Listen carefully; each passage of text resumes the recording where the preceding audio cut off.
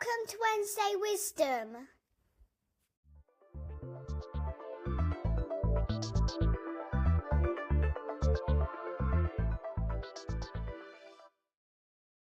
Good morning. This is Jos Visser, the author of Wednesday Wisdom, and this week's article is called A Possible Future of Software Engineering. 2 weeks ago, I discussed how the history of software engineering desperately sought to make programming easier, culminating in the latest and greatest invention in the field, AI coding tools. Unfortunately, as was discussed last week, coding with AI tools is still hard. So what does all of this mean for software engineering as a profession? Will there still be software engineers, or will people build their own 100K SaaS without knowing how to code in 5 easy steps, which is the title of a stupid video I found on YouTube? Software engineering is a tight loop that encompasses thinking, researching, writing documents, reviewing documents, meetings, coding, reviewing code, testing, debugging, and manual operations. 99% of the things I do as a software engineer fall into one of these buckets. AI tools are hugely helpful during most of these activities, significantly cutting the time required. Really, the only thing that it doesn't greatly help with are thinking and writing good and original documents, which are the only ones I write, obviously. In other words, AI tools make me more efficient and effective by shrinking the time required for most parts of my job. The question now is, what are we going to do with the time saved? One potential answer is nothing. If 3 people can do now what we needed 5 people for until recently, we're just going to lay off 2 people and keep output constant. This is surely what many people are thinking, and some CEOs are adding to this by pointing to AI as the main driver for recent layoffs. Another potential answer is, we're just going to write more software.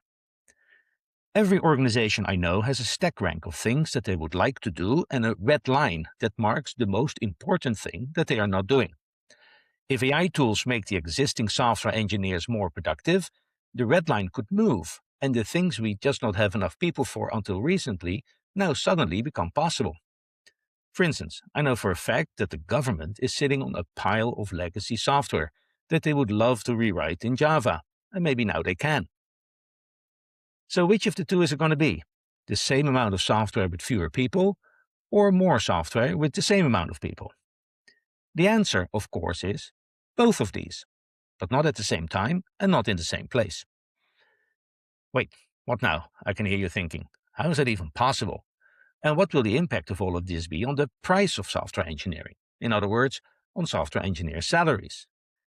To answer that question, we first need to look at some other trends in the market, because apart from the current US administration, nothing lives in a vacuum.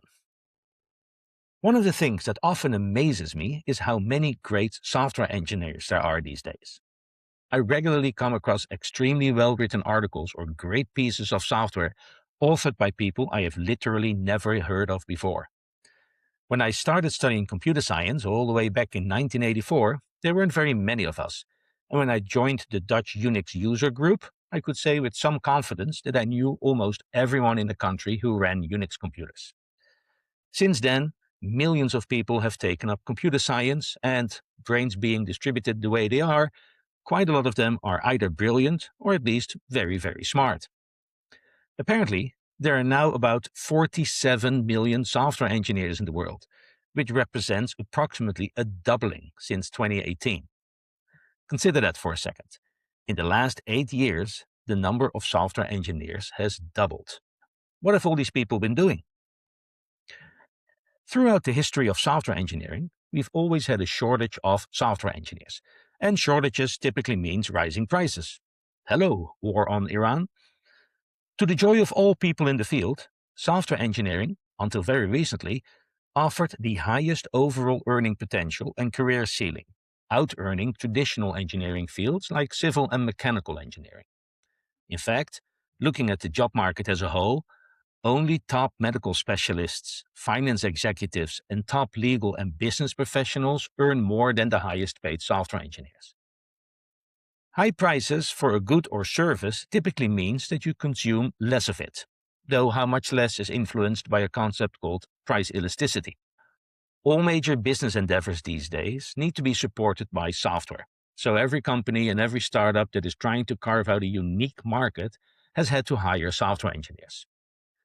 Given the shortage of qualified software engineers, prices have been going up, and so companies had to bid against each other to attract talent. Here's a short history lesson. In the Netherlands, a lot of sectors of the economy are ruled by something called collective bargaining agreements that are negotiated between the unions of employers and the unions of employees.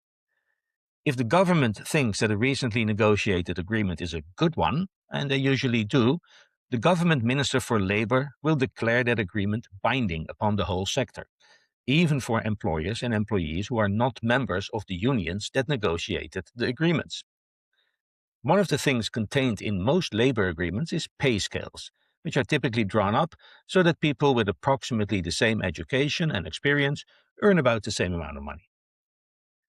My first job was at a bank, and my labor contract was governed by one of these collective bargaining agreements. Banks had problems hiring IT talent because they couldn't pay software engineers more than accountants with a similar level of degree and experience. To address this, the bank employers had negotiated a provision into the collective bargaining agreement that they could pay a labor market surcharge for certain specialties, because otherwise they would never be able to hire a software engineer ever again. For software and internet companies, the availability of software engineers and related IT talent was so crucial that a real battle for talent ensued. When I got hired by Google in 2006, it was made clear to me that my most crucial contribution to the company was hiring other people. Consequently, we hired everyone we could find, provided that they jumped over the hiring bar, wherever we could find them. I was working for Google in Zurich, which is lovely and amazing, but it was made clear to me that the only reason that office existed was to function as a hiring bridgehead in Europe, hiring talent that could not or would not move to the US. For instance, as a manager, I regularly got spreadsheets of so-called H-1B losers, people who we hired and who wanted to move to the US, but who didn't get an H-1B visa because the number is limited and there are lotteries involved. We would offer these people a position in Zurich and tell them that they could move to the US after a year when they would qualify for an L1 visa, which is intra-company transfer. Some of those did, but some came to their senses and stayed in Zurich. We would hire people without a headcount plan or without any vision of what these people were going to work on. When they accepted the offer, their resumes and packets would go to an allocation meeting where managers competed to select people for their teams. At Facebook, new people started in a boot camp to learn about Facebook's internal technology and development environment. Part of that boot camp was team selection, where managers would present their teams and try to woo the scarce talent to their teams. News bounded about big tech's high salaries, and it's not strange that, influenced by that, many young people decided to study computer science, leading to the aforementioned doubling of the number of software engineers from 2018 to 2026. Obviously, these good times had to stop rolling at some point. A lot of tech companies overhired enormously and branched out in endeavors that didn't really make a lot of business sense. Non-big tech companies had to pay inflated salaries to hire the best of the rest. Lots of companies couldn't hire at all and had to make do. A reckoning had to come, and guess what? It did. Starting in 2022 and picking up steam in 2023, tech companies started laying off people by the thousands, flooding markets with capable software engineers who had mostly become accustomed to cushy jobs with great compensation. In my home market of Zurich, the layoffs hit really hard because, Switzerland's awesomeness notwithstanding, in terms of tech employment, Google was pretty much the only show in town, and tenure at Google Zurich had been stellar because of the simple fact that there was nowhere else to go. That said, I'm happy to report that since then, and fueled probably by the availability of tech talent, Zurich now has a small but thriving, and as far as I can say high-quality, startup scene. Economics prescribes that if supply grows relative to demand, prices will drop, and this is exactly what has been happening. Some of that has been overt, just offering lower salaries, and some of that has been covert, in the form of down-leveling in the offer. The price effect has not been so drastic that polite society crumbled, but the downward trend is easy to spot. People moved on, people retired early, and people took jobs with a lower salary. It is in this market that AI tools made their entry. Suddenly, we have a technology available that makes software engineers more effective at a time where there seem to be more than enough software engineers on the market already. This makes many people rightfully very nervous, because quite a lot of people who have been in the market since about 2018 have racked up massive student debt that is not paid off yet because they haven't been riding the gravy train long enough. Life is even worse for the young people studying computer science right now, because they are graduating into a market that is going through a huge reset, where there is lots of competition and a brand new tool set that will have an as yet unknown impact, though we can probably say with some confidence that it won't be positive for the absolute number of software engineers required. So, looking at all of that, what is the future of software engineering? First of all, AI coding tools will not make software engineers unnecessary. As I argued last week, coding with AI tools is still hard, and so we will continue to need people who are experts at solving problems with computers. But, and here's the crux, most of these people will probably be of the more senior variety.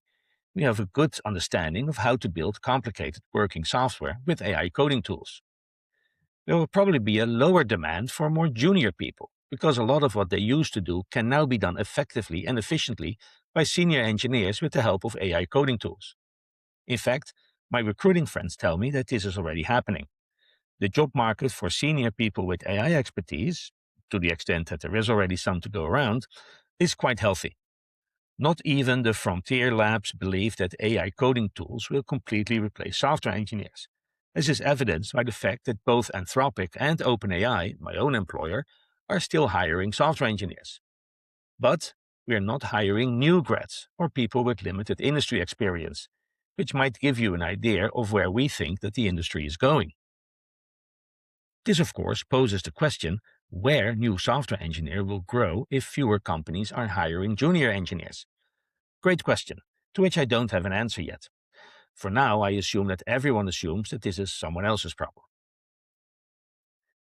By the way, it's not that these junior engineers will do nothing. A lot of them already have jobs where they will get experience and eventually become more senior. One thing that the AI coding tool boom might fix is level inflation, where new grads got hired as senior engineers and people with 5 years of experience demanded promotions to staff level. Compare this to the construction world, where you typically need 10 to 15 years of experience to become senior. What helps software engineers is that AI itself represents an expansion of the disks, and you need to see last week's article for an explanation of that concept. But it means that AI will in itself cause more software to be written, because really, all these artificially intelligent customer service representatives are not going to write themselves. All of these things are happening at the same time. Some companies are still letting people go. Some companies are still hiring, but potentially hiring fewer and different people. Some companies can suddenly afford to hire people because there's ample supply. Some people will leave the industry.